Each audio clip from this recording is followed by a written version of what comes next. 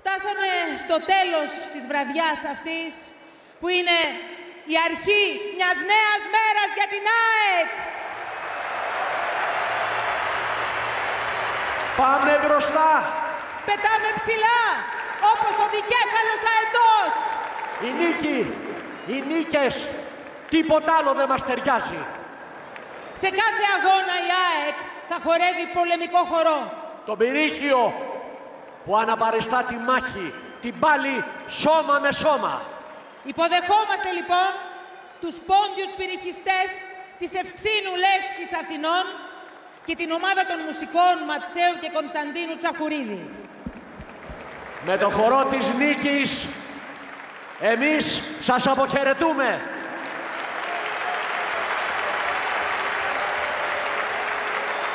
Και ερχόμαστε μαζί σας στην Κερκίδα για να απολαύσουμε την υπόλοιπη βραδιά. ΑΕΚ για πάντα! Ευχαριστούμε! Ευχαριστούμε! Να ευχαριστήσουμε τον Δημήτρη Μελισσανίδη που μας χάρισε αυτή την συγκλονιστική εμπειρία. Και αυτή την τιμή που μας έκανε να μιλήσουμε για την ΑΕΚ, την ομάδα της καρδιάς μας, στους φιλάθλους μας. Καλό υπόλοιπο! Γεια σας! Γεια σας!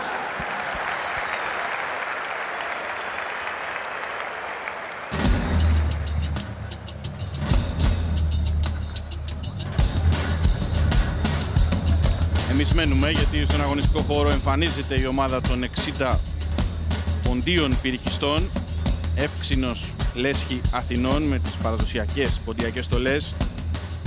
Θα δούμε τον πυρήχιο χορό Σέρα με χοροδιδάσκαλο και επικεφαλής της ομάδας τον Μωυσή Καρύπη.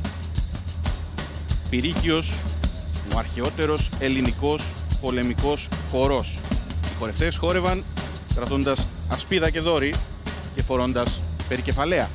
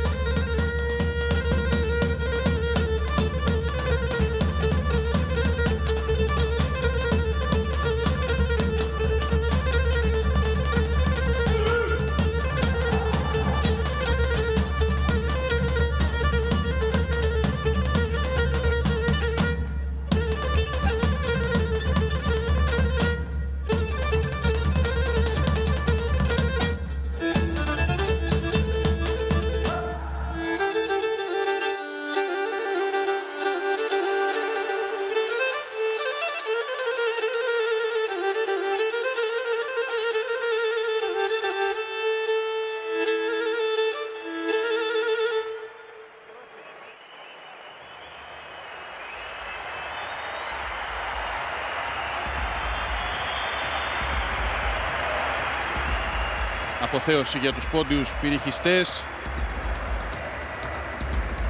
Ένα θέαμα και ένα σύγκρουση που προκαλούν ψυχική ανάταση στον κόσμο.